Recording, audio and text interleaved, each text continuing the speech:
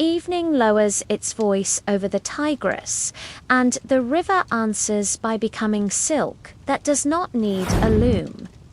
The round city's walls keep their circle like a calm thought. Gates close with the kind of finality that comforts.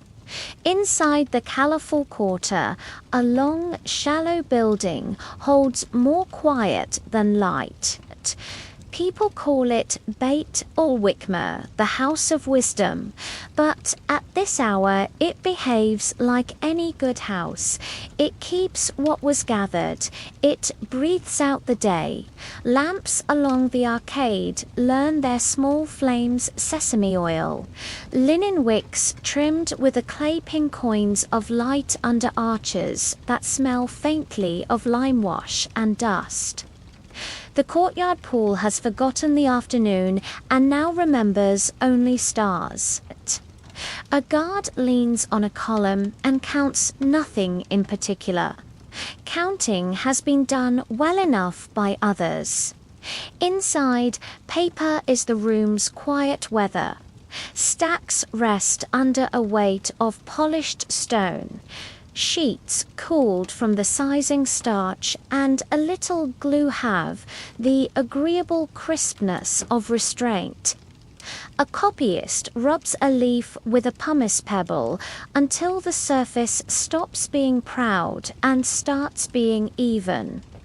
On the low desk beside him, a small dish holds soot-black ink lamp black, married to gum, and water in other holds red for headings and warnings. The callum, a reed cut at an angle, waits with its tip protected by a sliver of cane. The split is exact, the breath through it steady. What the pens have done today sits on the drying boards. Greek-made Arabic by patient hands, diagrams of circles that explain sky to earth, numbers that behave in place value instead of Roman parade. On one page, a clean colophon rehearses gratitude to God and date to men. On another, a neat marginal note leans like a friend. Checked against the Busra copy, corrected a missing dot, dots matter here move one, and a word learns a different life. The dots have been set in their homes and told to rest. Bindings rest. 2 quires sewn with linen thread, boards covered in leather rubbed with oil until it answers light without gossip. A bookbinder has left his bone folder under a strap, a soft promise that the fold will still be a fold tomorrow. On a shelf near the doorway, scrolls from older years sleep beside codices that prefer pages. Each spine carries a title slip in a hand that never hurries. A scholar closing his notes uses a pin to mark a table in a ZJ stars taught to behave like numbers. Tomorrow he will compare the figure with a value observed across the river at the water clock, whose slow, polite drip has made time legible all day. He presses the page with his palm to persuade the ink to give up shining, blows once and finds the edge of fatigue without complaint. His robe keeps the day's chalk at the hem. His mind keeps a line he will sleep on.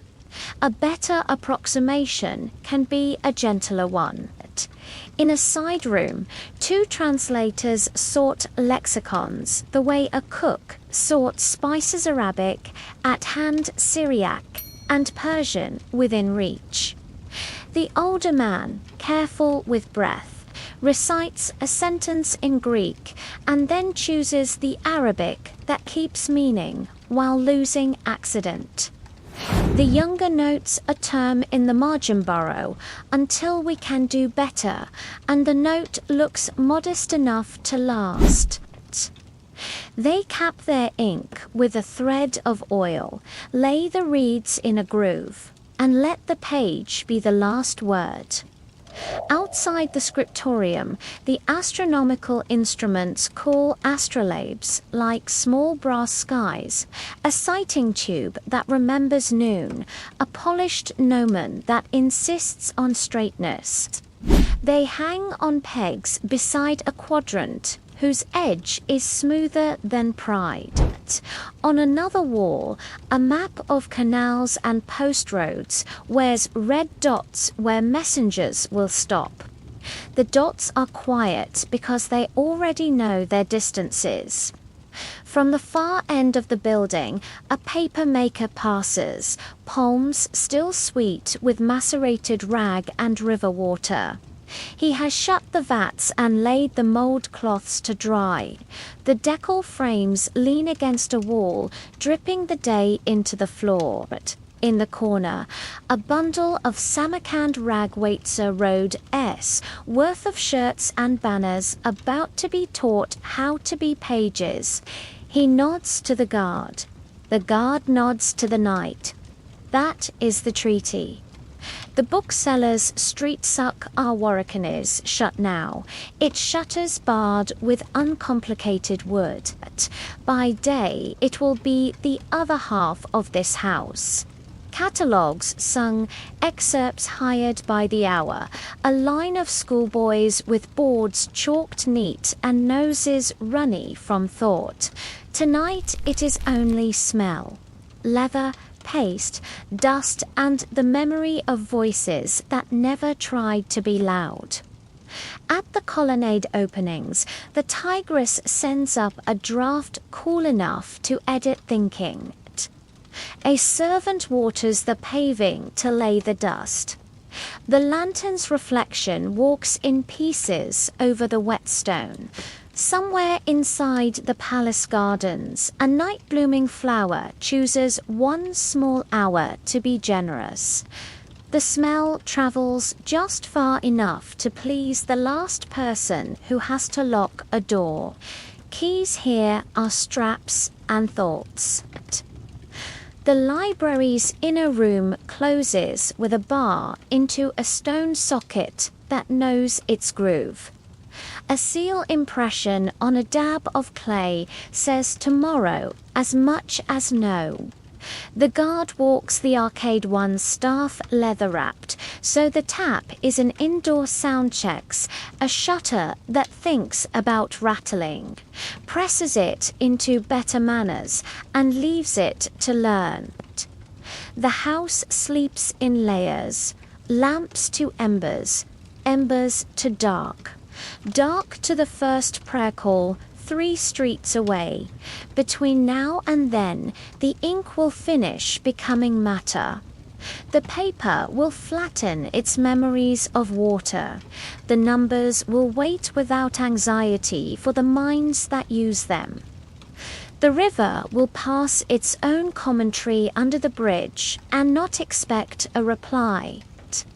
When dawn turns the pool from Star Map to Sky Borrowed, the doors will open hand wide, the guard will set the bar aside, and the day's quiet traffic will begin. Reed pens cut a little finer, margins trued with a stitch, a new batch of pulp strained thin as patience. A question carried from a physician to a geometer and answered with a diagram and a date. It will be the same as yesterday, and that is a comfort. Down a canal that minds its slope, a low paper mill works long after the market sleeps. The wheel turns the way a wrist turns a rosary steady, unexcited. Inside, 3 beating hammers ride the cams and fall into a patient rhythm, lift, thump, linen and hemp rags, remembering how to become pages. The room smells faintly of wet cloth and starch, a clean smell that doesn't try to tell a story. Rags arrive as shirts and banners that have retired. Women at a bench sort them by honesty of fibre good linen here. The rest there snip away seams, soak the pieces in warm ash lye, until thread learns to forget dye, then rinse until the water chooses transparency again. A boy with a paddle stirs the vat as if encouraging porridge. The rags soften, then surrender. When the hammers fall, the cloth becomes pulp. Not yet paper, but willing, the vat waits like a quiet lake. The pulp, diluted and stirred, spins to an evenness the eye can't see but the hand can feel. The mould a wooden frame strung with fine, forgiving wires and its partner the decoller collar that teaches edges where to stop venter the vat together. The vatman dips, scoops and lifts, water leaves. Fibers stay in a thin, shimmering mat that looks like weather about to become a day. The decal comes off. The new sheet, still tender as breath, is couched onto felt sheet. Sheet the stack, growing like a book that knows its order. Pressing is persuasion. A wooden screw press pushes down slow and even. Water threads its way out and is caught to begin again. The stack rests until it has the confidence to be handled. Then sheets separate 1, 2, 3 with the smallest kiss of sound and go up the drying lines like laundry that learned geometry. On the wall, a brush of wheat starch waits. A thin size is stroked across each sheet, so ink will sit politely rather than swim. When dry, a pumice stone and a burnisher agate bone, or smooth river pebble, teach the surface to be the kind of even the Callum Reed pen loves. A good sheet slides under the burnisher and answers with a gloss that is not showy, just calm. Back at the house, piles of these sheets rest under weights of polished stone, corners aligned like a city drawn by a patient surveyor. A clerk runs a palm across the top and feels for flatness the way a baker feels for proof. He writes a tiny note count. Size makerand tucks it under the string. Paper keeps better when it knows it has been counted. Ink has its own kitchen. In a small whitewashed room, a brass bowl wears a crown of soot the day's lamp black, gathered under a hooded flame. The soot meets gum arabicrison from trees that learned to be generous plus water, a breath of honey, and patient grinding with a muller until black becomes liquid obedience. A second bowl holds red 4 headings and numbers a cautious blend, ground longer than pride. A third, a thin brown made from galls and vitriol, used sparingly because iron likes to argue with paper if given the chance. Each ink is tested on a margin, a stroke, a blow, a press of the palm. When the shine leaves, and the line stays dark and narrow, the ink has agreed to behave. Reeds arrive bundled from the marshes, arundo canes cut in the good month, cured in shade so they remember straightness. A calligrapher's mocta, a small cutting board with a friendly groove weights for the knife. He trims the reed at a thoughtful angle, opens a fine slit. So ink feeds but does not flood. Then nips the shoulders to the width of the script he will write tonight. 4 headings he cuts broader. 4 footnotes narrower. He tests each column on a scrapped 2 downstrokes. 1 across listens to the faint whisper of nib on burnished sheet and keeps or recuts according to the sound. Good callums speak softly even when new. Ruling makes breath visible. A mascara board nicked with shallow grooves waits under each leaf. Slip the sheet over it, rub once with a bone folder, and guides appear faint as well-kept promises. Lines sit far enough apart for dots and diacritics to breathe, near enough that the eye can walk without tripping. Margins are generous, space for glosses, for corrections, for the future to have a thought without interrupting the present. Now the small science of legible calm begins. The scribe dips, touches the callum to the lip, and sets the nib at an angle that the hand knows by shoulder rather than by number. Letters arrive with weight at the start and grace at the end. Dots placed exactly where sense lives. Rubrics read headings and section markers steady the reader like stepping stones in a shallow ford. Numbers, relieved of Roman parade, fall into place value columns that ask for silence and reward it with swiftness. The page becomes a garden of lanes, main path in black, small paths in red, a few tidy hedges between quires. The binder rehearses patience. Linen thread, waxed to remember its duty, sews gatherings to tapes. Wooden boards meet the spine without asking for anything dramatic. Leather goat tanned without hurry receives paste that smells faintly of flour and vinegar. A bone folder presses corners into manners. A headband wins silk once, twice, enough to keep the top from forgetting its curve. A title slip in a clear hand joins the spine topic author. The copyist S name in a smaller confidence and. The book takes its place on a shelf that prefers alphabet to pride. Everything has temper. Paper dislikes damp talk. It prefers the airing cupboard above the warm corridor. Ink dislikes dust. It lives under lids with a drop of oil to keep skin from forming. Reeds dislike haste. They reward knives that are recently sharpened and hands that cut away from themselves. Books dislike being opened proud. They like to be warmed by a palm, coaxed open with a rocking motion. None of this is precious.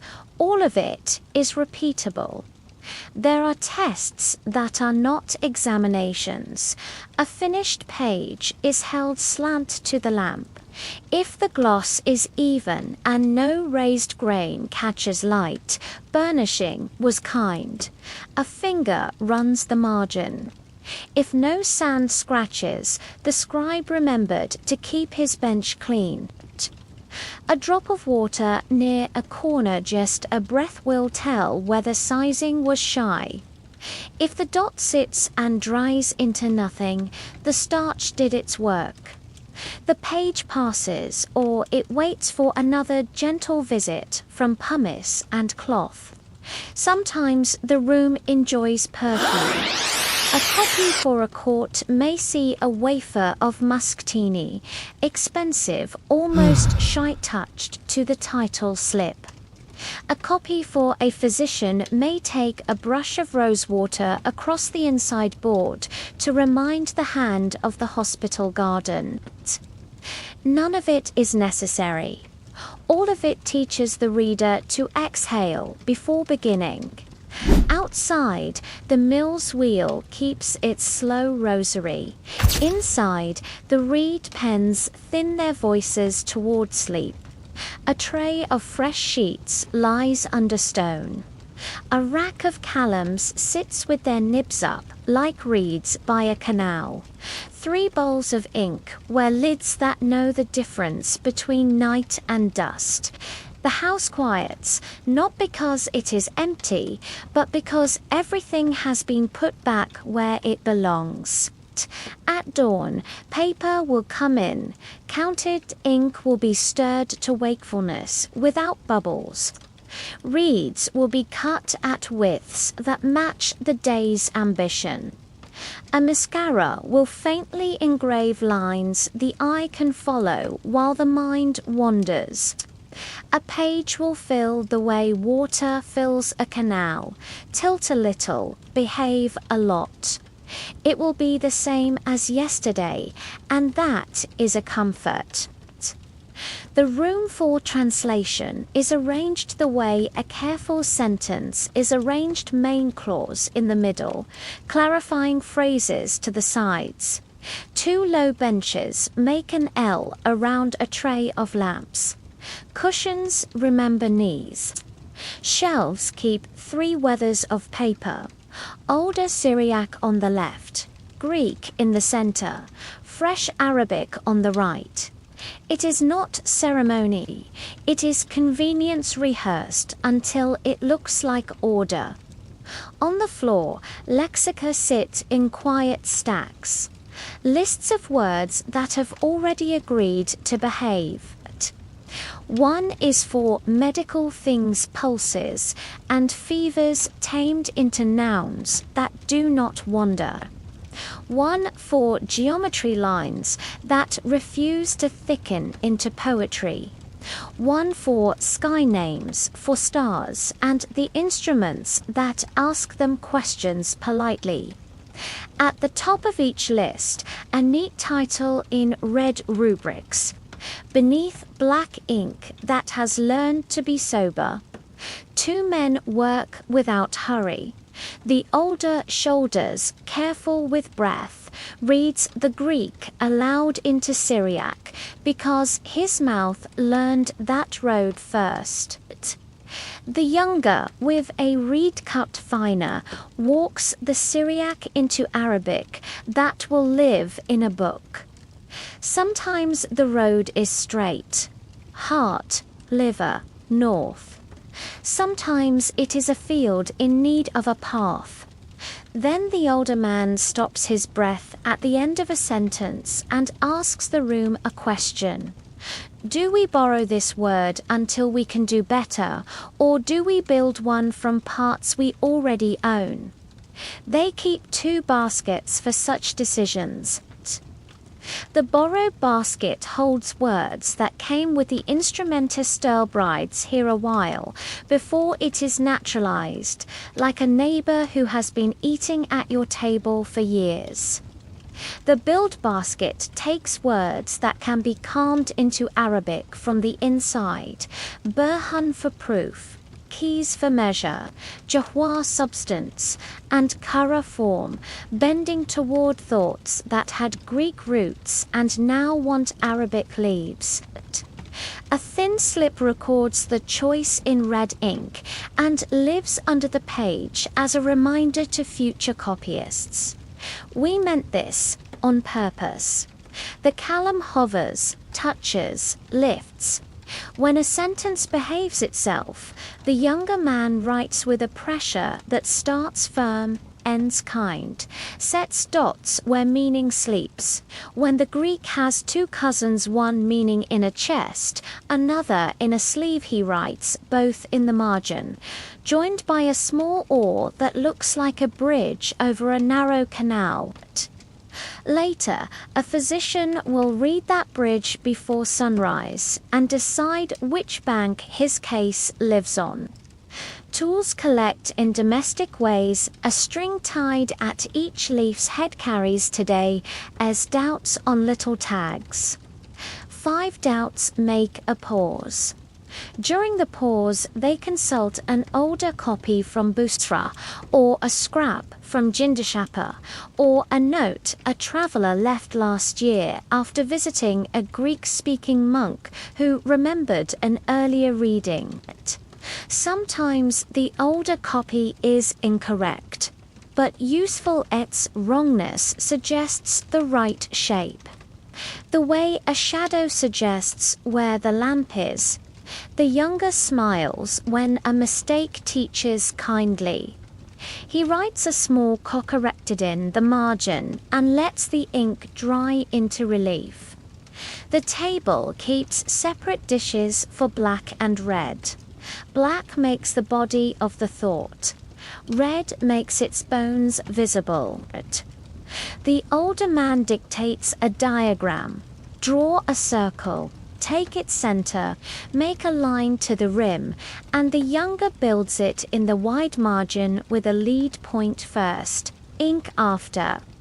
A compass with corked tips lives in a leather pocket, so it won't bite the page uninvited. When the circle closes perfectly, neither celebrates.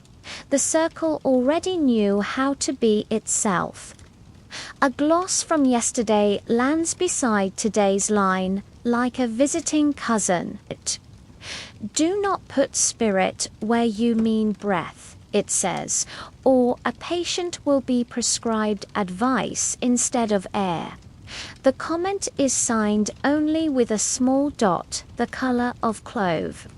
Those who work here can tell the hand by the way the dot stops. This is a house where dots have biographies. Silence does most of the work. When sound appears, it is a measured thing. Greek spoken softly enough that the reed can listen. Syriac stepping stones set across a stream of thought. Arabic arriving on the far bank dry shot. From time to time, the older man leans back and tries the line aloud as a reader would at home by a lamp. If his mouth stumbles, his hand asks for a cleaner path. The rule is not beautiful, but readable. Beauty arrives later, unannounced. Disagreements are small and fruitful. If we keep her love for matter, the younger says, we must teach it in the first leaf where it occurs, or it will walk the house at night asking for bread. The older nods and dictates a glossary column at the front. 10 key words, each with a modest sentence. They choose verbs that do not raise their voices. They refuse the temptation to prove how much they know. Sometimes a physician stops by straight from a ward, sleeves smelling of vinegar and mint. He listens to 3 lines about urine's color and chooses one adjective like a surgeon chooses a stitch. This one tells the apprentice exactly what to see. He says, tapping the page, he leaves a jar of rosewater on the ledge, in thanks. The translators write a tiny rose in the margin to remember whose eyes made the sentence safer.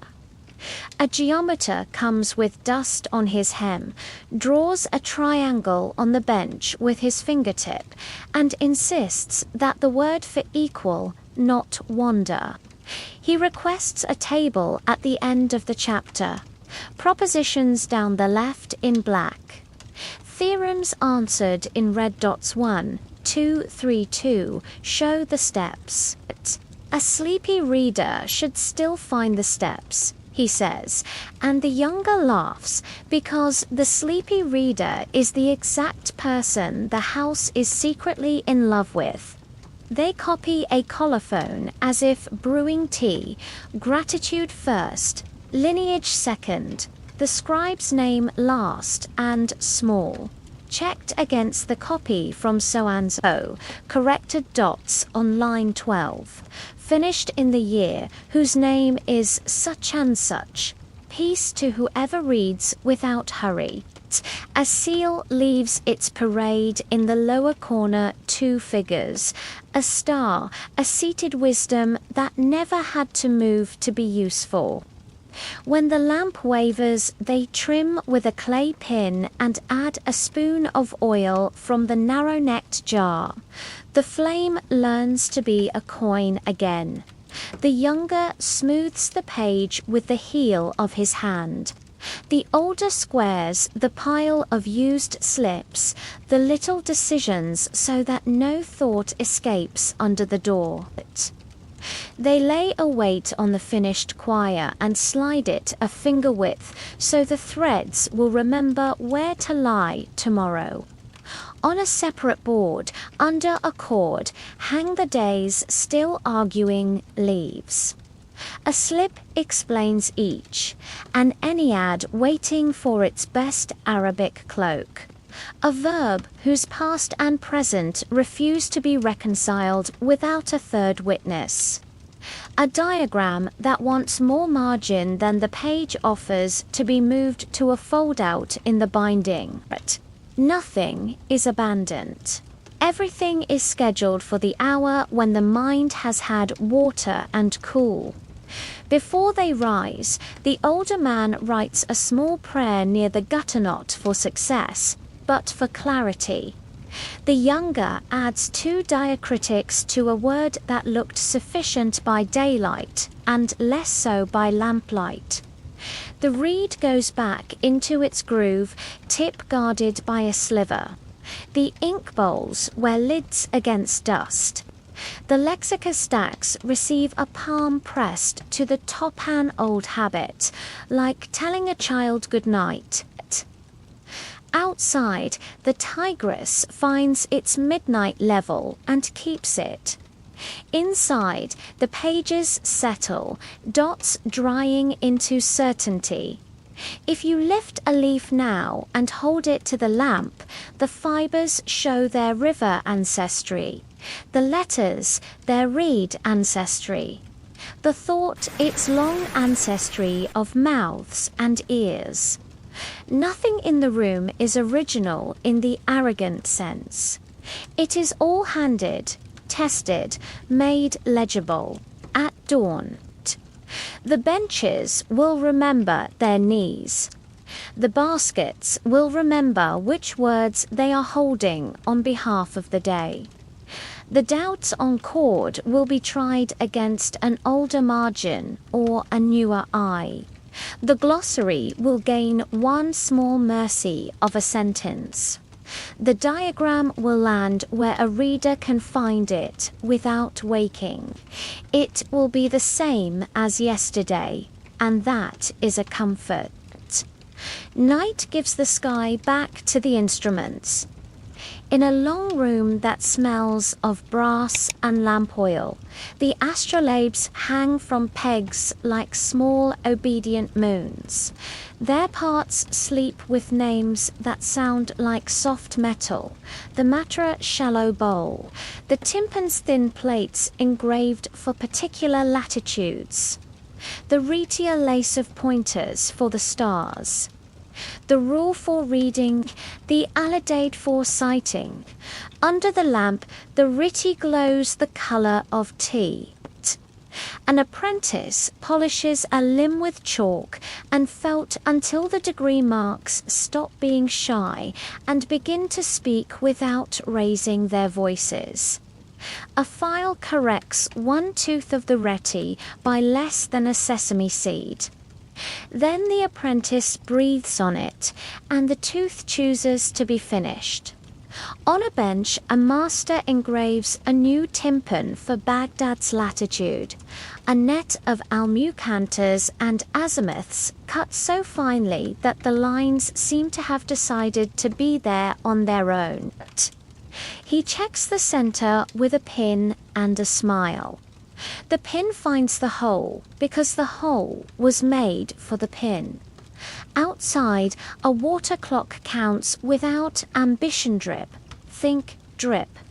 A brass float lifts a thread that lifts a pointer that moves along a scale inked on a board the color of sleep. Earlier, the muwaket, the keeper of times, matched the clock to the gnomon in the courtyard. A straight rod, a straight shadow at noon. He turned one peg the width of a barley grain. The shadow agreed to cooperate tomorrow. Clocks here are not tyrants. They are witnesses with good manners. A scholar and his friend carry an astrolabe to the colonnade. The friend cites Altair through the Iliad. The scholar reads the altitude on the limb and sets the riti to make star and sky coincide. The rule swings to the hour line. A fingertip finds 2 hours past sunset. The men nod as if they had remembered a promise rather than discovered a secret. A note is made in the margin of a Zegia table of the Skyon, a leaf that still remembers the mill. The note is not a correction so much as a courtesy. Tonight's air was kind. Readings easy. Keep yesterday's numbers. At another table, a geometer walks numbers in his mind and on a dust border smooth tablet sprinkled with fine sand. He draws them with a wet finger, the way a farmer draws furrows. 1, 2, 3, 4, 5, 6, 7, 8, 9, and a respectful 0 that makes place value behave.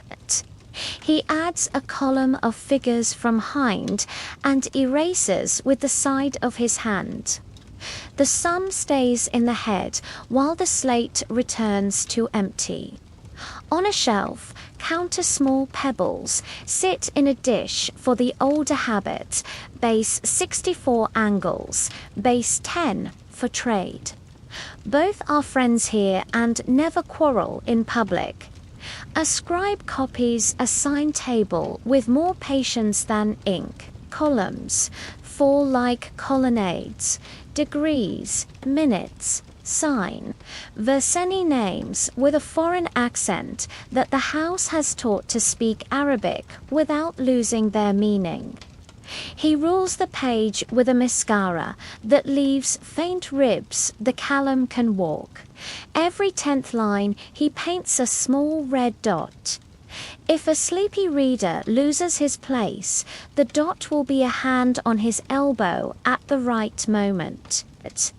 Beside him, an instrument maker balances a quadrant by hanging it from a thread at 3 points and making sure the plumb line crosses the same mark each time. He solders a tiny ring and whispers to it, though the ring was already going to hold. On the rim, numbers bloom. 0 to 90, little as mustard seeds, spaced as if the brass had asked for fairness. He scratches a scale of signs along the cord. The scratch fills with lamp black, then wipes to leave meaning and not mess. The Zedroom keeps its own weather. Doors are shut against drafts because drafts move pages. Lamps are trimmed low because low flame remembers to be steady. A table lists eclipses past and promised. Another lists conjunctions with notes like recipes, clouds, patient observer, clear, hurried observer, a small astrolabe for children wooden with inked lines hangs at knee height. A boy traced the riti with his finger earlier and discovered that the sky is a wheel and that wheels behave. Corrections arrive quietly. A traveller from Ray shows a value for the obliquitic one part in many different from theirs. The difference is smaller than a fingernail and larger than pride. They test it against the shadow of a noon rod on 3 days and keep the older number for now, writing a note that says, "Examine again when the winter sun is honest." Truth here is often a schedule. Prayer times fold into the same paper. The Muwakit writes a short table for Fojia, Zua, Osha, Mograb Isha columns for day count, shadow length, lamp hours. He adds Qibla by azimuth for a traveller who will leave at dawn, a figure, a direction from the mosque's door to a line of poplars beyond the ditch. The traveller reads it, makes a small knot in his sash to remember, and sleeps exactly as long as he meant to. A physician visits with a figure to check, the rising of a star used as a calendar of pulses in a treatise he is correcting. The astronomer draws an arc on the margin and writes, "You may tell the student, when this point rises, the night is half gone. When it sits here, sleep turns toward morning." No patient will be cured by that, but nurses will nod at the usefulness of knowing when to change the cloth. On a narrow sill, two sandglasses lie like twins who have learned to take turns. They are for modest tasks. Boiling syrup to the right thread, tempering a varnish, timing the soak for sizing paper. Big matters are not timed by sand. Big matters are timed by shadow and star and the water clock's refusal to care about speeches.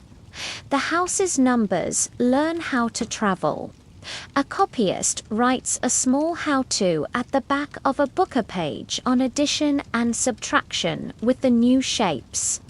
He draws Carrie as a little stair like the library's own. He writes to a merchant. This method uses space instead of memory. Memory sleeps better when space does the work. The merchant will keep the page and call it a device. His son will call it an alphabet for money. A mathematician arrives dusty from the courtyard, a rope coiled like a proof on his shoulder. He has been measuring a rectangle with notch 3-4. 5-2 teach apprentices the right angle without using the word right at all. He leaves the rope on a peg and borrows an astrolabe to show how the same triangle lives in the sky. The boys will carry the memory back to the workshop as if carrying water without spilling it. When lamps begin that final thinning, the last entries are made. One lunar table gains a correction by 1/3 of a degree. A note says, "Moon reluctant tonight. Repeat in 2 weeks." A child's wooden astrolabe is returned to its peg by a hand that does not belong to a child. The peg looks pleased anyway. The water clock receives a top-up 2 ladlefuls, and a look that means trust, not suspicion. Keys do their small theatre. A strap is looped through rings. A bar lowers into its socket. A pressed seal on a dab of clay says later. Instruments hang, numbers rest. Ink commits to paper. The dustboard is wiped clean with a broad palm, so tomorrow will not inherit today's arithmetic by mistake. Outside, the tigress thinks about dawn and decides not to hurry. In the morning, the muwakit will watch the shadow's head touch the same noon mark it touched yesterday. The astrolabe will find Altair again and pretend it is the first time. The dustboard will host new sums with the old figures. The ZJ will extend by a line you could miss and never will. A brass edge will answer the file with a polite she. A dot of red will steady the reader's eye. A rope with knots will teach a right angle without argument. It will be the same as yesterday, and that is a comfort. The BB Briston keeps a night made of water and linen. From the street you hear a courtyard fountain telling a steady, useful story drop. Hush, drop. Lamps under the arches are trimmed low.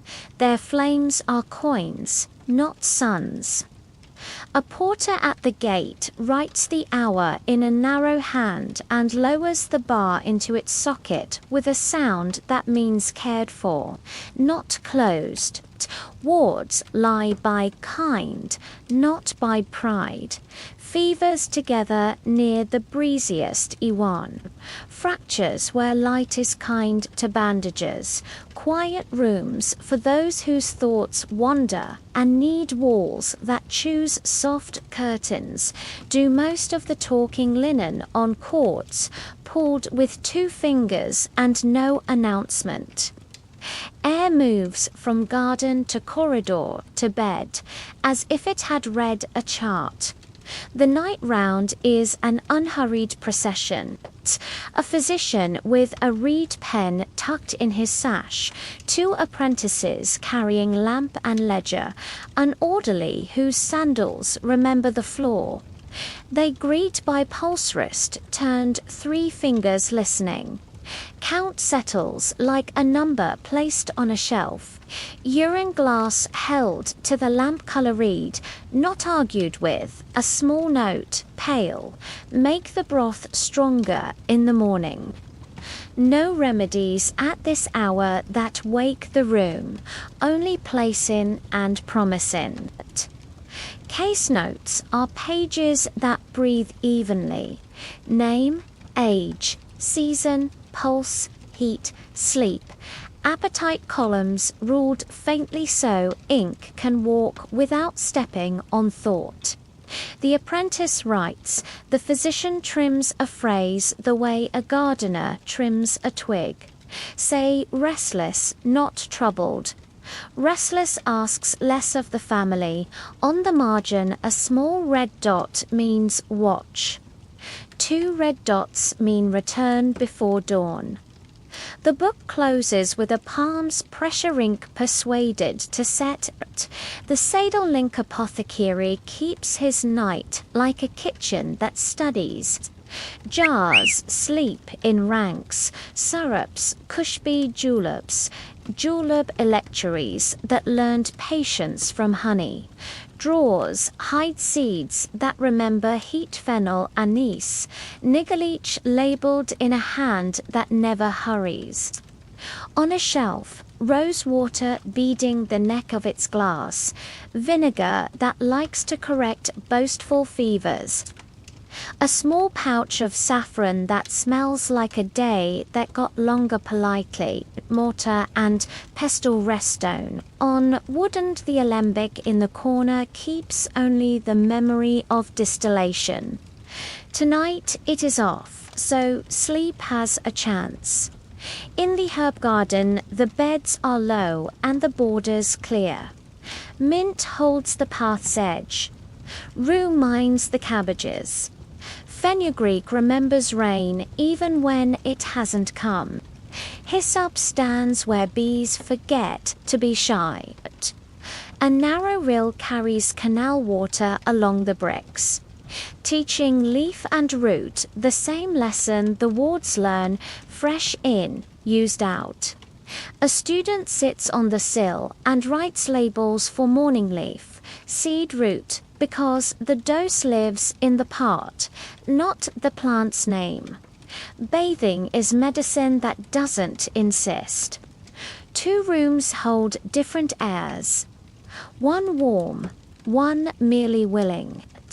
An attendant warms towels near a brazier, wrings them so they stop dripping, lays them on a chest with the tenderness of good laundry. Those who cannot sleep for ache are invited to the warm room.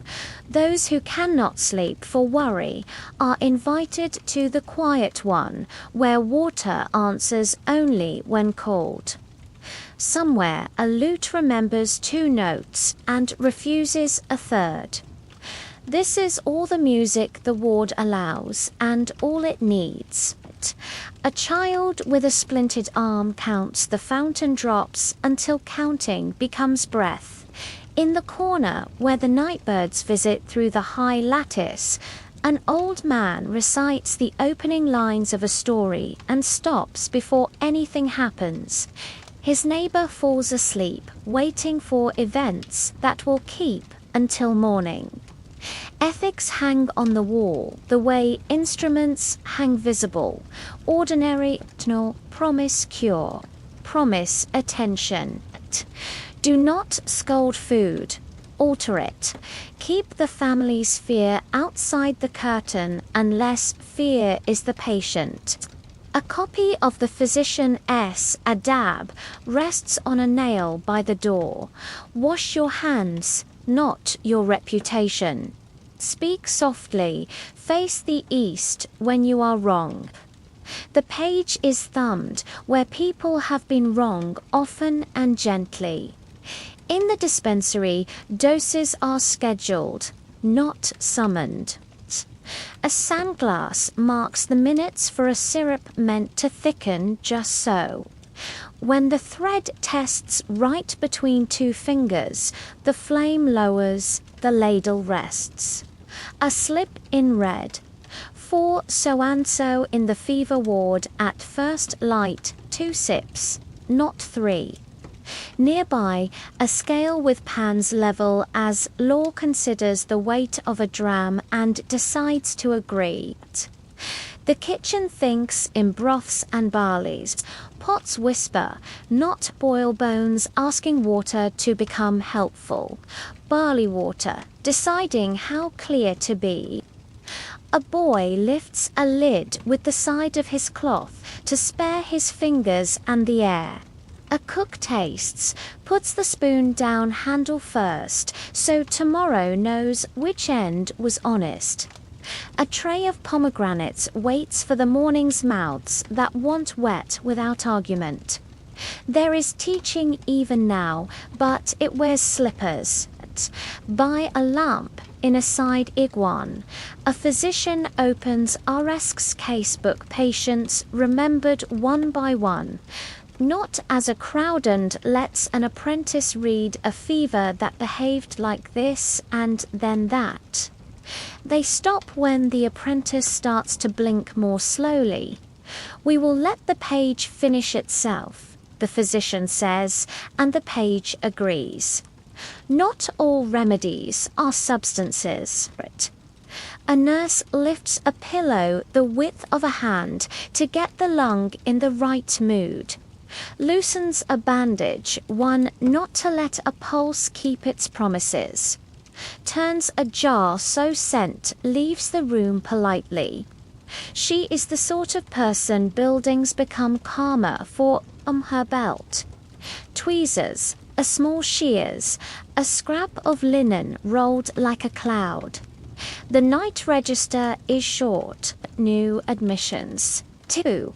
One from the tanner's with a cut that dislikes the river. One from the stables with a rib that dislikes turning. Remedies rosewater cloth to brow in E1B. Barley water to see. A quiet hour added to the madrasa. Student in D notes move the lute to the far column. The moon makes some people ambitious. The page ends with a line that is half habit, half charm. God grant easy waking. Before Fajr, the building arranges itself. Lamps get a spoon. Curtains are checked for the grace of straightness. The porter cracks the door a hand width to let the call to prayer find the court. The fountain goes on being correct. The city outside stretches. The swifts write fast lines in the air and erase them. Inside, the orderlies turn sheets by halves, not corners, so beds keep shape. The physician who will take the day watches the first patient roll from dream to face and waits to be noticed, not to arrive. When light is actual, the jars wear their labels, the broths wear their steam, the garden wears its bees, the case notes wear their dots, and the wards wear the quiet each has learned to keep. Remedies move like thoughtful servants, not like messengers with urgent news. The house heals by arrangement first and substances second, and perhaps that is why people sleep. It will be the same as yesterday, and that is a comfort. Before the sun chooses colour, the suck oracan is already a hush with hinges. Shutters lift on leather thongs. Wooden bars ease from stone sockets with a small, honest toke. Dust is persuaded down with a water jar S-tilt. So the street darkens one shade and becomes polite. A line of lamps along the awnings learns to be coins, not sun sesame oil. Linen wicks trimmed with a clay pin until their smoke forgets pride. The smell is a library's pantry. Paste that remembers flour and vinegar. Leather rubbed with oil until it answers light in a low voice. Gum Arabic sweet as a modest promise. The faint ghost of lamp black from yesterday's ink. On counters, choirs chorister stacked by size and temper. Corners aligned like a surveyor's map.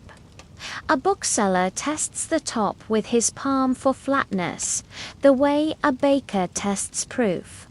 A second hand weighs a quire to the dirham on a brass pan scale that knows level without speeches. Catalogues wake in voice before they wake in ink. A Wara copyist, dealer leans in his doorway and sings his list in a tone halfway between prayer and market. Grammar of Cyberway, one clean copy. Galen on pulses checked. Almagest second hand, margins friendly, abridgment of algebra, complete Abu al-Faraj tales, neat hand. A diwan of poems, vowels supplied where needed. The melody is simple, so the names carry. Buyers murmur back their needs. Apprentices mark tallies on palm slips with a reed that writes short, quick lines. There is a custom the street keeps like a small law, excerpts for hire. You may take a book to the bench by the door for an hour, copy what you need, and pay by the leaf or by the hour of lamp. Benches hold board-smooth planks with a cord to tie your quire so the hand can work without chasing the edge. A boy brings a sand tray to take the shine from new lines with a breadth of grit. A girl lays a weight on finished sheets, so they learn to lie still. Here and there a reader for hire, a calm voice with vowels placed kindly recites to a scribe, whose hand prefers to move while the ear does the finding. Sleepy scholars lean, listen, write. A mutasib market inspector comes by with the sun's first thin gold on his sleeve. He carries a pouch of standards.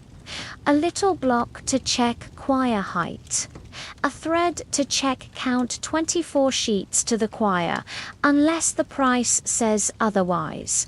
A small weight to test the scale's manners. He does not scold. He compares. When a stack runs shy by a leaf, the Warwick adds one with a smile and touches paste to a frayed inner fold, so it won't become an argument later. The mutasib presses a tiny seal into a dab of clay at the quire S-tail today S inspection, done memory made tangible. Bindings wake with their own furniture. In a shaded stall, a binder warms paste till it's sized, draws linen thread through wax so it remembers its duty, and sews gatherings to tapes that will disappear into the spine like good intentions that stayed good. Boards thin poplar meat the back. Leathergoat dyed the brown of T-Learn's corners under a bone folder. A headband wins silk 2 colors, one for neatness, one for charand. The book begins to look like a house that can contain weather.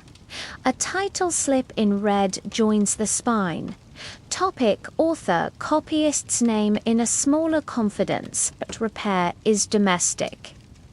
A leaf with a torn inner margin receives a Garda narrow strip pasted where the sewing will pull. A worm-bitten corner is taught geometry with a triangle of new paper toned in T to match the old.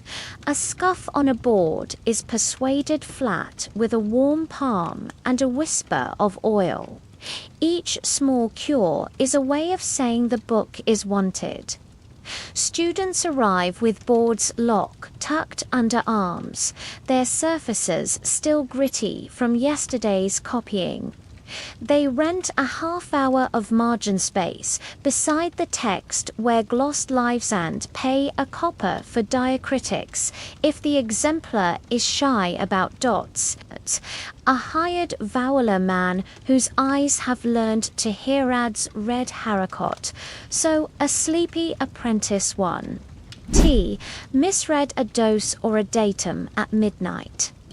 Where a difficult word appears, a tiny gloss in brown goes to the gutter. This means breath, not spirit. Equal here means by construction, not by nature. Margins become maps, others can walk later. Warded endowments breathe through the street like shade.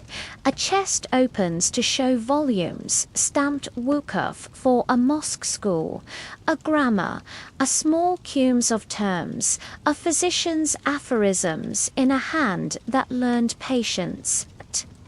The stamp is not possession, it is promise. Whoever reads, reads for the many. The Warwick wraps them in cloth and seals the knot with a simple parade from his cylinder. 2 figures a palm then writes on the knot in red. For the children of Sir Chansuch Quarter, do not sell me, do not keep me asleep. Not all sales are whole. A geometer buys just the tables from a larger work-ruled, copied, checked stitched into a thin fascicle he can carry in a sleeve. A physician commissions forms, case sheets ruled faintly with places for pulse, heat, sleep, 10 for the ward, 10 for the road. A poet buys blanks burnished leaves, margins generous bays, extra for a touch of musk on the inside board so the first reader will remember to breathe. The bookseller's debate is never loud. Should the new algebra keep the hind numerals in the margin for the shy, or bring them into the text and trust readers to learn by use? One shop keeps them side by side for a year, another binds 2 copies, one of each habit, and lets the street decide. The decision is not a vote, it is a drift like silt after flood choosing one bank more than another. There is a craft too showing. At each doorway hangs a sample page on a cord-one leaf of a fair hand with a rubric, a diagram, a line of poetry dressed with dots. It tells the passerby, we aim for this. Under some awnings, a scroll loader style waits beside codices nor habit because hands and eyes do not change at the same speed. A child traces the lines on the sample with a finger held just above the page to keep oils away. An uncle taps the finger down once, lightly, to teach responsibility without making a sermon of it. Money behaves like paper here folded, counted, recorded. A clerk notes the sale on a daftar ledger date, title, price, small description, complete, good hand, margins, clean. checked against Basra copy. He rolls a seal across the corner, so the line belongs to the shop and not to his shirt. At day's end, the daftar will close with a palm-s pressure and sleep under a weight of polished stone, ink giving up its shine to become memory. Now the street warms by degrees. A man from the house of wisdom arrives with a list for the day's errands. 5 quires medium, 4 large burnished, indigo dust 4 borders, a brass clasp. A reader this afternoon to test a new collation. He trades greetings with the Warwick, whose son is learning the colophon formula gratitude, source, check, date like a child learning to tie a knot that will not slip. A messenger from AWAQF Library collects the repaired volumes wrapped in blue cloth. He carries them as if the cloth remembered rain. At the far end, the reciter begins his hour. He sits on a low stool, opens a text, and lets the day's language settle. Hadith in the morning, a little philosophy when the heat argues. Copyists tilt their boards, lay a quire breathe on the nib to wake it, and the street grows a Russell Callum on burnished sheet paste. Brush on spine, thread through fold, the measured toque of a bone folder, teaching a corner to be a corner. Nothing here is loud. Everything is exact. If trouble comes, it is a dot out of place. A customer returns with a line misvoweled. The Warwick supplies read over black notes. The correction in the errata slip kept under the counter, and sends a boy to tell the 3 nearest shops so their copies can be eased in the same spot. The fix takes minutes. The trust lasts years. By late morning, the street has found its pace. Buyers lean in the shade to bargain the way water leans in a channel by fingers, not floods. A girl carries a bundle of waste leaves to the papermaker to become pulp again, yesterday's margin reborn as tomorrow's title page. A blind poet listens to 2 lines of a new verse collection and smiles. He buys it anyway and hires the reader for the week. Everyone knows his bench and will keep it for him. When noon wantfully nears, shutters lower a hand's width to teach the sun manners. Lamps are pinched shorter. The Moodin Escort walks the street without hurry. The last sale before the break is always smaller single quire, a pencil of red, a pot of red.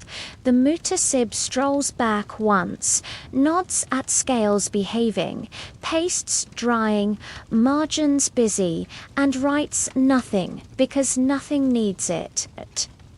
In the afternoon, the market will open its eyes again.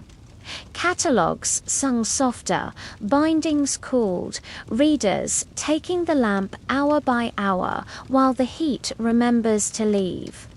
Copyists will add a line to a book that has waited a year for its last leaf. A binder will tie a new clasp as if tying a shoe. A boy will learn that a dot can move, meaning a river's width. And somewhere a page will turn into sleep in a quiet room because the street wrote it so. It will be the same as yesterday, and that is a comfort. The bird keeps the empire stitched with quiet thread. Before the markets open, a stable at the city's edge is already breathing in pairs horse and groom, leather and oat. Bells are padded so they tell only the rider. Hoofs are wrapped in felt for the first stones of the street and freed at the gate. Saddlebags sit open like pages waiting for script. In a side room, the chancery has been awake since lamps learned their coins of light. A clerk folds paper the way a river folds a banquet lengthwise. Twice across so, the letter becomes its own envelope. A line in a practiced hand slips into the outer corner. To the postmaster at Cudicea, peace delivered to the judge of hit without delay. Dates sit where dates belong, city first, month next. Year name last stand, the bismillah at the head wears a red dot here and there, not as ornament, but as clarity. The ink's shine is pressed down with a palm. Sand returns to its tray. The page stops being wet and becomes sure. Cords tie the fold knot tight, just honest. Over the knot goes a small seal, a thin disc of lead pinched on, the die pressed while metal is still thinking. The impression calm as a coin, D1 Albert, and a simple emblem that prefers work to flourish. Some letters wear clay instead soft, now stone tomorrow. The seal is not secrecy so much as root. It tells everyone the letter travels by arrangement. The pouch is leather rubbed to reasonableness, lined with cloth so nothing inside learns to sweat. A tally slip sits in its own slitterigen, stops, hands names that will be read, nodded at, returned to the slit. The pouch is not heavy. Importance rarely is. A second pouch hangs ready for what the road gives back. Answers. Small receipts, the corner of a decree rewritten correctly. Horses know the way by interval, not by story. The distance between stations is taught in parasangs the road long breathened, marked by low stones the colour of patient dust. At each relay house a trough holds cool, a farrier's bench holds iron, but needs it seldom. A wall niche keeps a lamp trimmed, and a list of who passed in which hour. The keeper glances once at the seal, once at the strap, once at the rider's waterskin, and raises a bar that has never had to learn to hurry. Out of the city the road takes its quiet grammar, shade on the left in the morning, on the right in the afternoon, wind from the river when the canal is near. Dust that stops complaining when the hooves turn to packed earth. Where the road meets a canal, the pouch crosses to a flat-bottomed boat, whose pole knows the soundness of the bed by feel. The boat wears a short pennantoka with a simple stitch sew. The lock-keeper will see from a length and open with a push the weight of a shoulder. Riders do not shout, they exchange it. At a relay, a fresh horse stands already suspecting its day. The pouch moves from ring to ring. A cup of water moves the other way. A small tablet-toiled board, chalk marks records the hour. If the wind is kind and the road has kept itself, corrections are made in minutes. If not, the keeper draws one extra line and writes a tiny note for the next house. Loose gravel after the tamarisk, mind the east ditch. News that saves a hoof is as serious as news that saves a king. Letters are many kinds of quiet. There is a tax list folded like a carpenter's rule, a physician's query to a friend at Privert about a strange fever colour of urine, heat of pulsix lines, and a polite if you have time. There is a judge's short order about a boundary. Stretch the cord with witnesses. press their names on clay. There is a bookseller's request to the Suk al-Warakin in Kufa for 3 quires burnished and a reader for an afternoon. None of these will make a trumpet sound. All of them keep a city from needing one. There are swifter things when swiftness is needed. On ridges where beacons live, dry brush is stacked under pots of oil the size of small arguments. The keepers sleep near their fire and near their orders. They are woken rarely. A beacon is a last resorter, bright punctuation, used so seldom that its memory keeps everyone moderate. Most news learns to travel at the pace of days, because days turn out to be the right unit for most truths. The river road has its own relay houses rooms, with coiled rope like sleeping snakes, poles stacked like quivers, a bench where a man with boat hands copies letters of passage. So barges do not practice surprise at night. The pouch rides in a wooden locker under the awning, dry and unremarkable. A boy oils the locker's hinge because nobody should be woken by metal clearing its throat. At a crossroads, the bird shares space with a caravan. Camels kneel, bales settle like big size the caravan master, and the post rider trade weather and water in exactly that order. The master points to a cloud 3 valleys away and calls it the kind that promises and keeps. The rider notes it and lets his horse think about how shade changes a day. They do not tell each other stories. They do not need to. The road already did.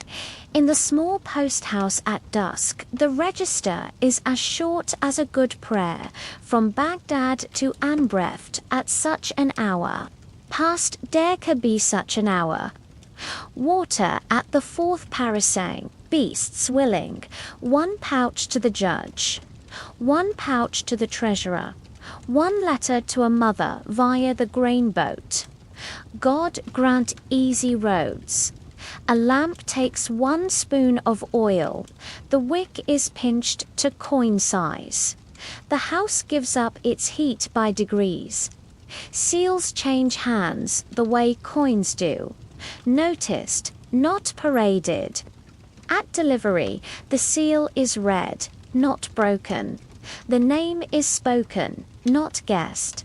The break is a decision, not a habit. When a pouch returns home, its strap receives a dab of oil where leather has thoughts. The register gets a dot in the margin. The keeper's son empties the sand tray that cooled today's ink and spreads it thin where tomorrow's dust would otherwise practice mischief. Sometimes a letter is only a thought that wanted to arrive intact.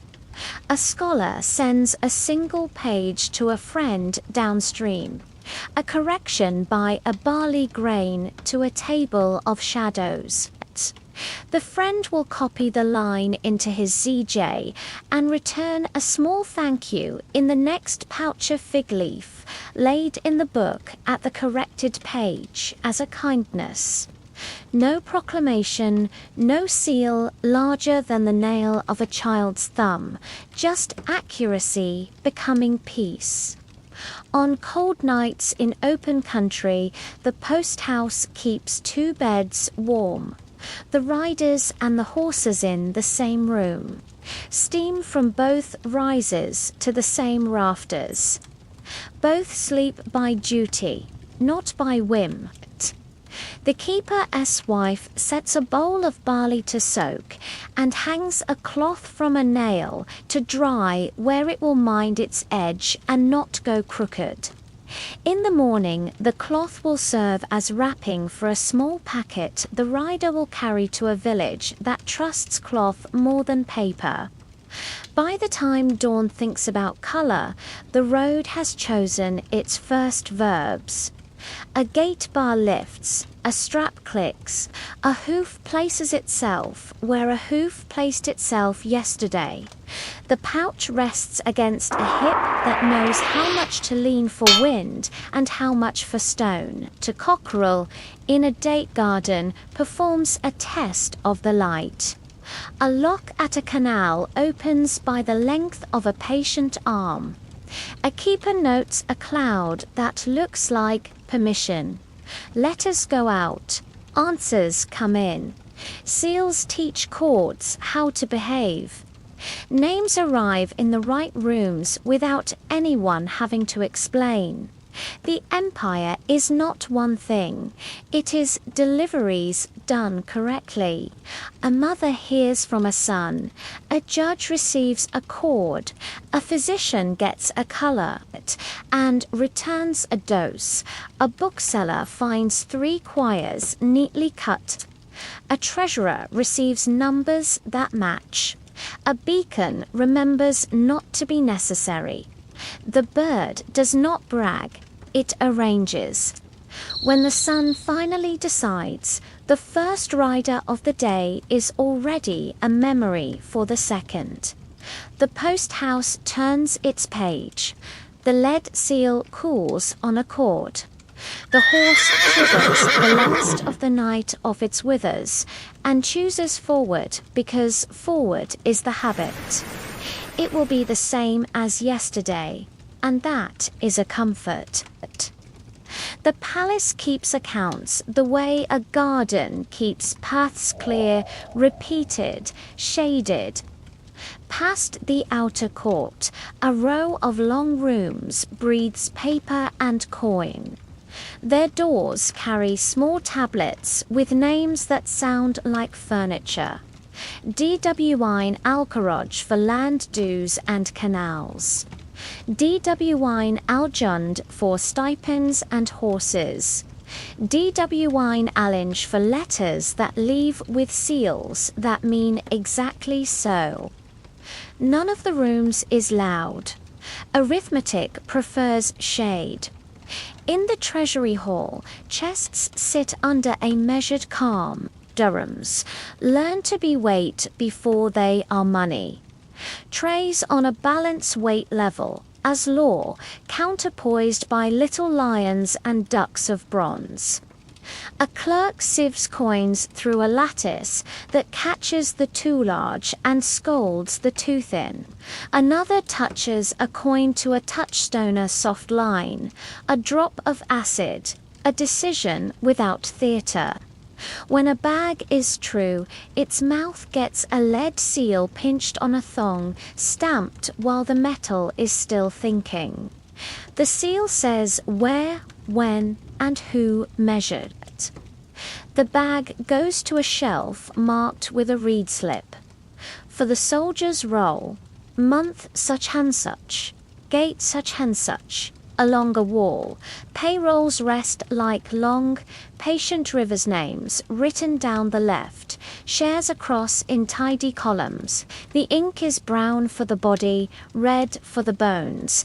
In attendance on leave, horse replaced, widows share to continue. A scribe reads today's column aloud, another trails with a reed and dots each name that answers. Those who cannot come send a witness. The witness' name is pressed into a clay receipt with a cylinder seal whose parade the city already trusts. A small bowl of water sits beside the list. Oaths touch it, not as spectacle, but as hinge. In the land office, maps behave like ledgers.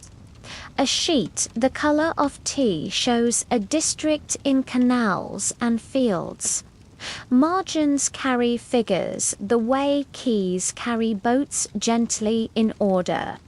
Courage the land dues, measured by water and crop, not by mood.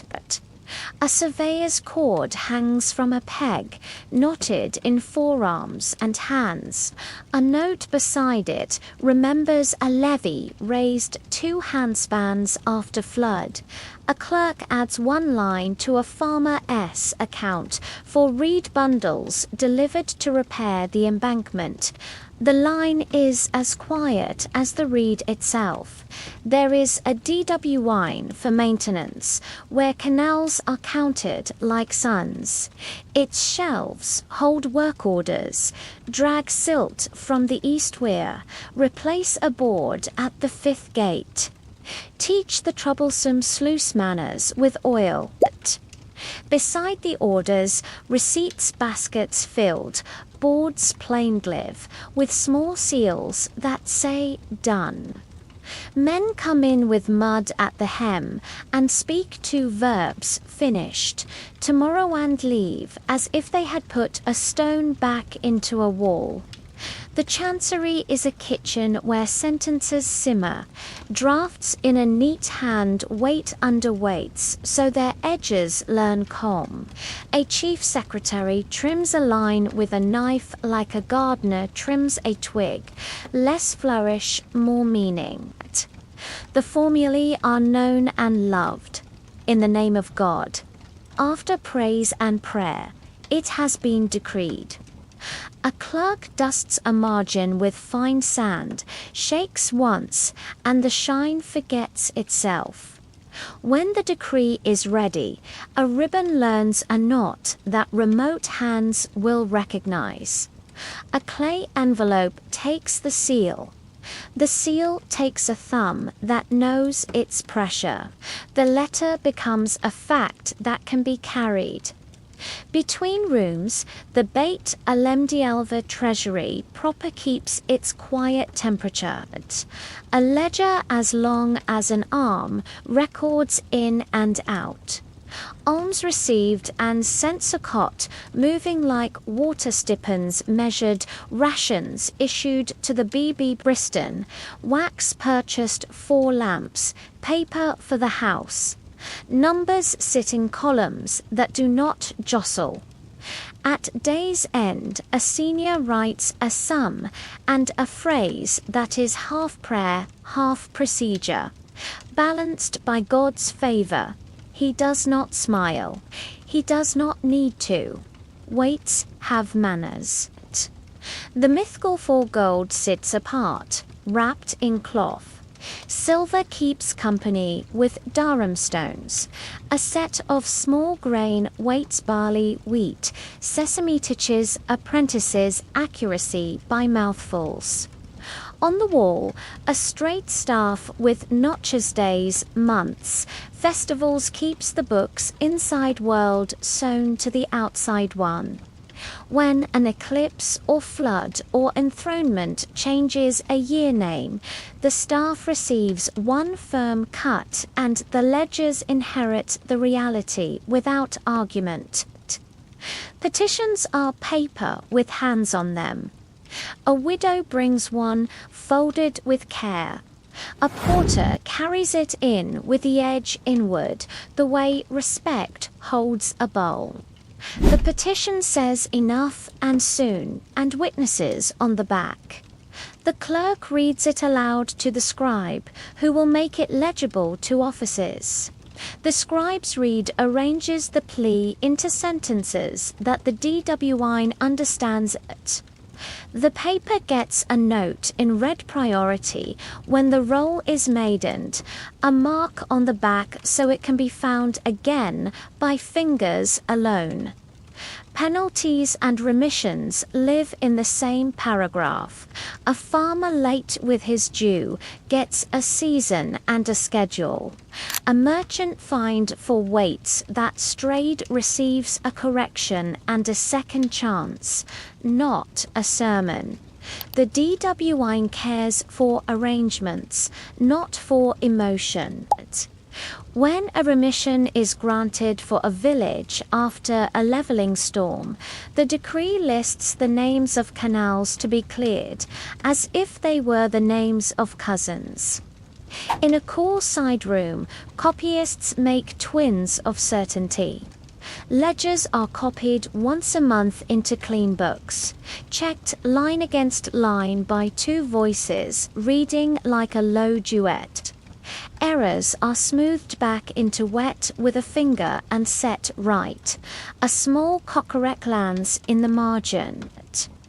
When the twin is complete, the elder signs with a reed as thin as a hair and rolls a seal that says read with care by such and such.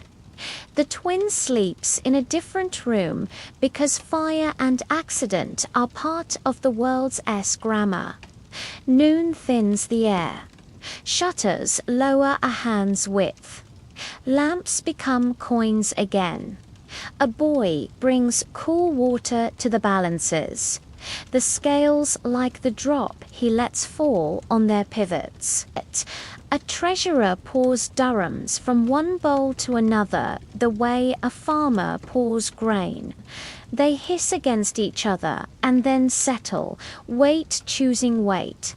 In the land office, a clerk touches his cord and counts to calm before adding a figure to a farmer's page. If trouble comes, it is usually a dot out of place. A name misdotted pretends to be a stranger. The clerk catches it and restores the family by ink.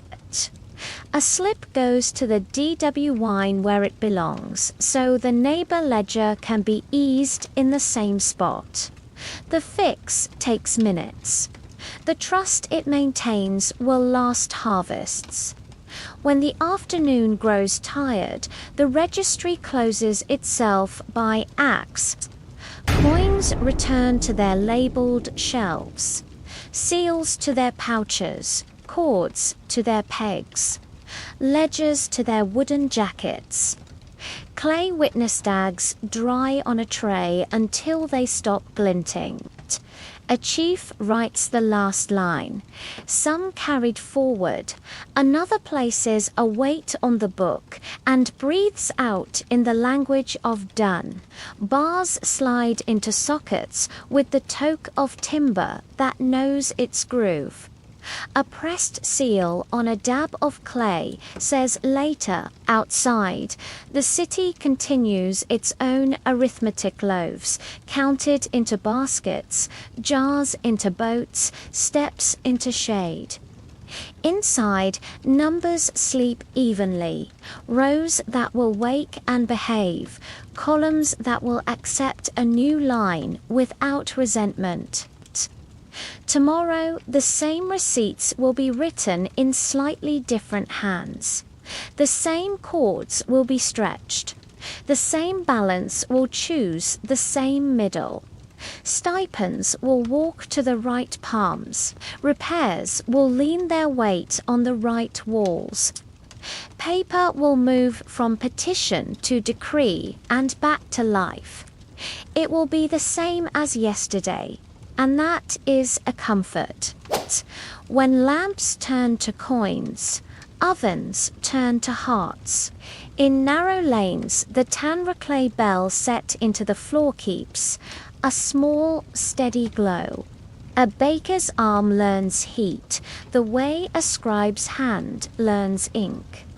He slaps a round of dough against the hot wall, counts the breaths of a patient man, and peels away cubes speckled with sesame and a few black seeds of nigella. Loaves rest upright along a reed rack to cool with dignity. Each bears a tiny stamper mark pressed before baking sow bread can find its family if it wanders. A boy dusts flour from the ledge with a palm, not a rag, because a palm knows how far dust should travel. Farther on, the Halbweck sweet maker keeps sugar's voice low. Honey thickens in a copper pan whose inside remembers tin. Sycamjabin vinegar and honey with a leaf of mint cools in a wide bowl where the night finds it kind. He rolls sambusic small pastries, folded like calm thoughtsome. with lamb and almond, some with chickpea and a whisper of cumin. He drops lakma into oil one by one, turns them once, and settles them in a dish where syrup teachers shine without boasting. A tray of mahalabia milk thickened with rice and patient stirring sleeps under a silk cover, so the surface one. Tea learn to worry. The spice street speaks without raising its voice. Lids lift, jars breathe, coriander reminds the night of gardens. Cumin remembers warm stone, a shy note of clove visits and leaves. Cinnamon thinks in curls. Sumac sits red and agreeable for fish. Saffron hides in a packet the size of a thumb and colours a pot the size of a family. The atta weighs with the same manners as the treasury pan's level dirham stones, honest. A dab of clay, receiving a tiny seal when a mixture is made on purpose. For the cook with 2 sons and a guest. For the physician's barley water. For the bride's rice pater leaves with a recipe in a tidy hand. How much and when, not why the pot will explain the why. Kitchens keep order the way ledgers do. In the palisade quarter, a copper pot whispers bones into broth. A second pot persuades Itriothin noodles to become gentle in salted water. A lady of the house warms Murray barley sauce, older than anyone in the room, and spares the dish one careful spoonful. Sumac follows like a polite friend. A fish from the Tigris lies under a hand of salt and a thought of coriander. When the griddle finds it, the skin remembers to be brave and then to let go. Pickled things turnip carrot, lemon weight in jars on a shelf that minds the shade. The shelf is a history of caution in glass. Fuel talks its own quiet language. Date palm ribs for quick flame, tamarisk for steady heat, charcoal for rooms that value speechless fire. A blower reed tube moves coals without waking the house. Near the oven door, a small bowl of ash stands ready to teach a spill humility. Hooks keep cloth away from flame. Nails keep knives answerable. A single wet rag waits for the thing no one planned. Night markets walk slowly and arrive. A seller of stewed lentils sets his pot on a trivet and a bowl of chopped leek nearby so customers can teach their bowls to behave. A man with grilled livers on skewers passes only every other lane. The smell announces him one door ahead. Appetites organize. A woman spreads flatbreads on clean cloth, lays a line of herbed cheese and rolls them while talking to a neighbor about the river's tone today. Nothing rushes except the first bite. Drinks are cool explanations. A boy with a pole carries 2 swinging jars of Sherbatrose and Quinsitch with its ladle lashed to the neck so strangers' hands will not learn the wrong job. A clerk, finishing late, buys a cup and asks for less sweet. The boy tips the jar to knock sweetness down a step. The clerk tips his head as if he has been listened to by a page. Water sellers set mish goat skins on, stands under a reed screen. The skins remember shade. The water remembers rivers. The fish key keeps hours that suit the moon. Nets return damp and exact. A gutter of clean water runs where fish meet knife. Scales learn to be coins briefly and then forget. Sumac and salt make friends in a dish. A sheet of reed on a plank becomes a table that will leave no trace at dawn. A cat receives the arithmetic of trimmings, never more than the budget, never less than the promise. The mutasib passes once with a small lamp, checks the washwater's path, the knife's edge, the weight's manners, and writes nothing because nothing needs it.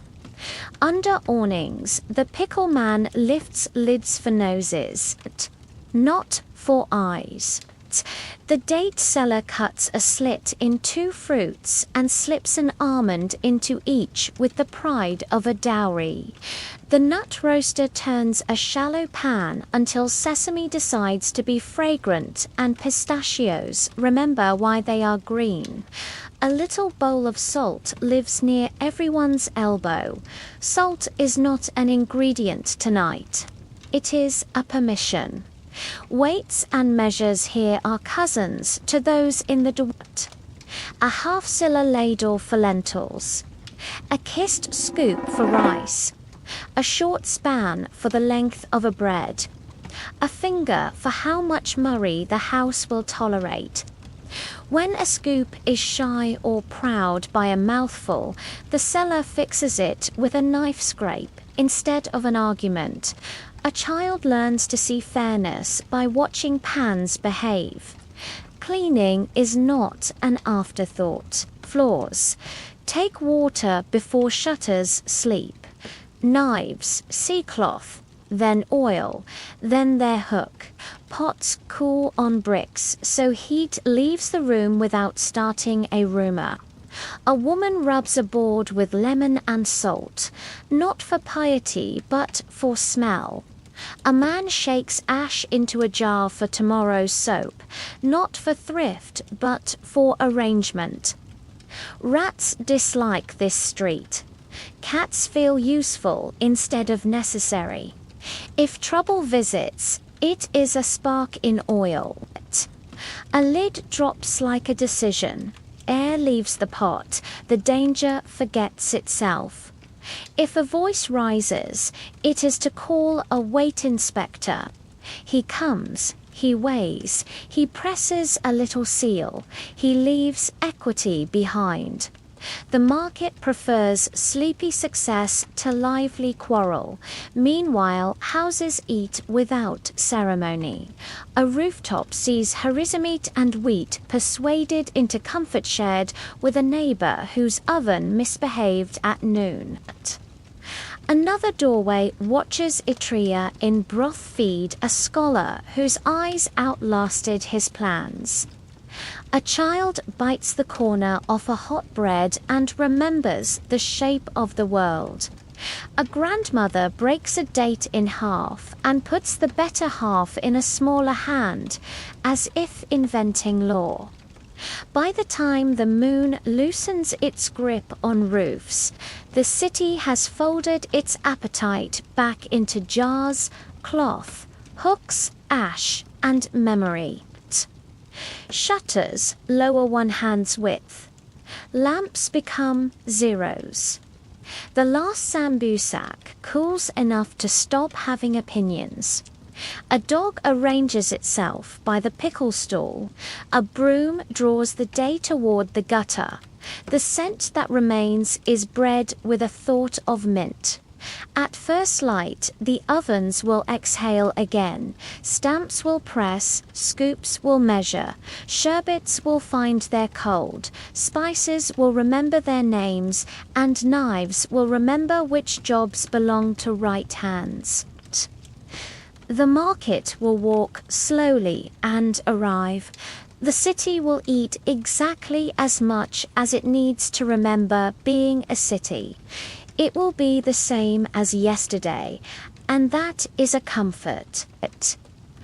Dawn arrives as a correction to darkness rather than its enemy. In the quarter's mosque, a man unlatches a door the width of a patient arm, wood leaves its socket with the soft toque of something that has learned its groove. Inside, the courtyard is a square of cool and echo. Paving stones keep last night's water in tiny, behaved seams. Lamps under the portico have already been pinched to coin sesame oil, agreeing to end an argument it was never keen to start. The Mudin climbs his steps without rehearsal. Up on the gallery, Wind remembers the tigress and brings a line of chill that wakes the voice, but not the city. He calls one measured rope of sound letters leaning where they should, long notes as long as breath and no longer. The call does not insist. It invites. Between alleys and roofs, lids and doors answer with little sounds. A latch, a foot, a jug lifted by its neck.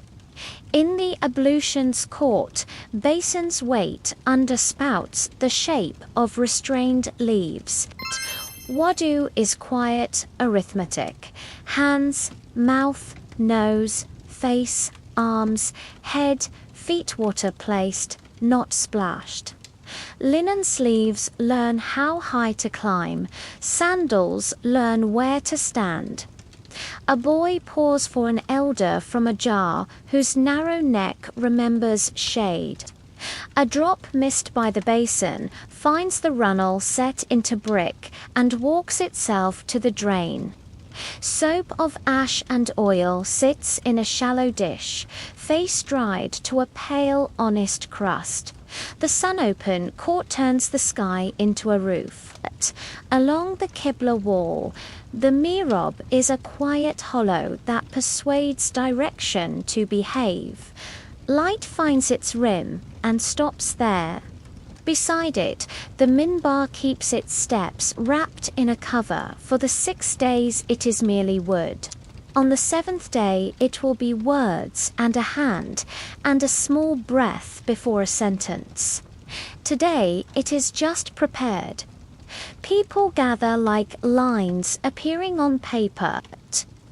A straight reed cord lies along the first row at the width of a step from the mihrab. Heels find it. Shoulders align by neighbor rather than by command. Sandals rest in cubbies or in pairs along the colonnade, left to left, right to right, as tidy as script. A man with a broom of date ribs walks the back edge where dust likes to practice. 2 strokes per bay, 1 forward, 1 back, the same habit as yesterday. The floor thanks him by being uninteresting. The imam arrives from the side door where a palm has been taught to make shade.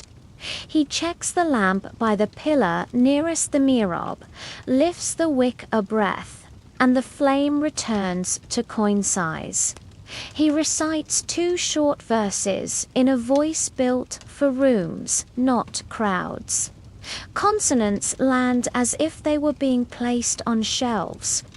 The prayer passes from standing to bowing to stillness like a hinge that was oiled last week and did not forget. Behind him, the city's backs agree on a single angle. After the greeting, silence has its own period. Some remain seated, palms on knees. Some fold themselves smaller and thank quietly.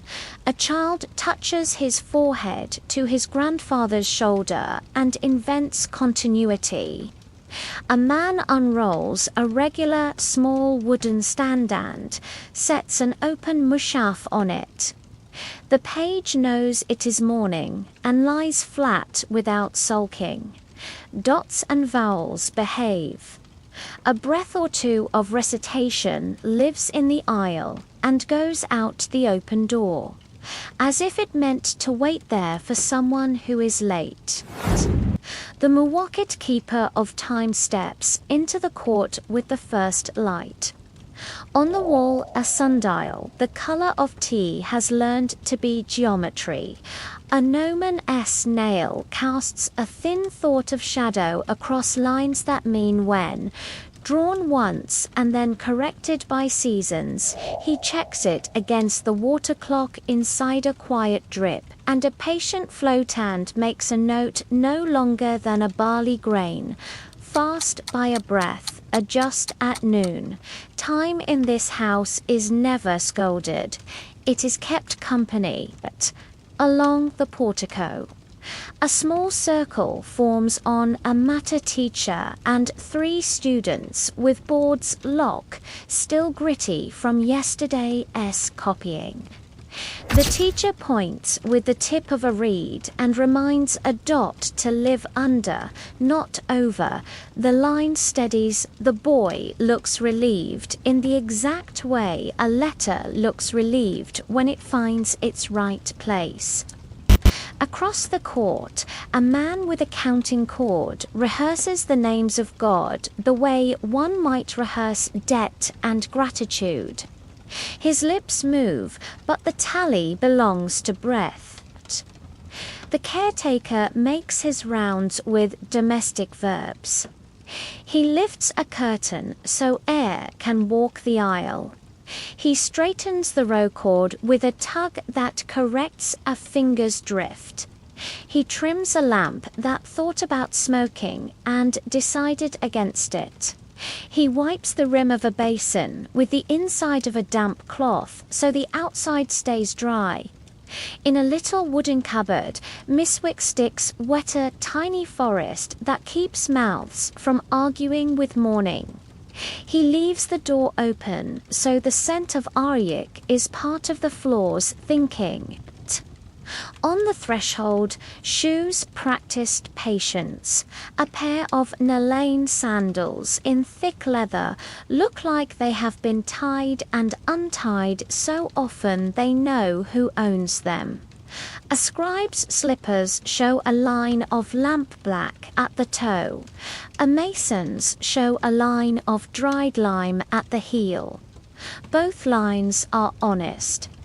A cat chooses the patch of sun that has just learned the edge of the colonnade and demonstrates worship of heat without doctrine. Doors make daylight legal. The north leaf is set wider. The alley sends in bread smelt first cubes, then mint, then the thought of onion. The prayer group thins into households. A boy returns to tip one jug into another because tipping water is the part of faith he understands best. The imam folds the regal and replaces it where it belongs. The teacher rolls his mat with the same correctness he taught the letter Q. The Moodin counts the lamps by touch, not by sight, and finds none pretending to be lit. Across the street, the sweepers begin their lane palm, brooms drawing dust to the gutter where yesterday's water will greet it. A bookseller moves his latch and lifts a shutter by the method his father used. A span of shade invents a shop. The bird rider passes the mosque door with the leather pouch that remembers seals. He nods to the imam, because some courtesies work even when you are in a hurry and not hurrying. From farther off, the mill begins its slow rosary. From nearer, a tanner opens its red mouth just wide enough to say bread. The mosque tidies the last of night. A boy sets the row cord on its peg. A man empties the sand tray used to cool ink by the pillar. A woman sets 3 cups near the ablution spout for the old men who sit and become mourning day after day with a scholar's dedication to nothing in particular. On the mihrab's rim, the first real gold of the sun draws a thread and then lets it go. A dove invents a rule for when to fly and then breaks it. By the time the sun slips one hand above the wall, the city has picked up its sentences where it left them. House of wisdom doors breathing open a width of learning, paper sheets lifted from their weights. Reed pens paired a whisper. The BB Briston untying its bandages to see who has kept their promises. The Spice Street counting by scoops, the Dewan aligning columns. The canal gates considering finger widths. The mosque does not claim responsibility. It began and then let the day begin. If you stand under the portico a moment longer, you can hear the day before it raises its voice. Sandals becoming steps, pages becoming words, water becoming use, numbers becoming arrangements. A lamp near the door is pinched shorter so it can sleep. The caretaker closes the little cupboard with the Miswick forest and strokes the wood like a cat. The door leaf finds its socket again and says the small wooden word it says every morning. It will be the same as yesterday, and that is a comfort.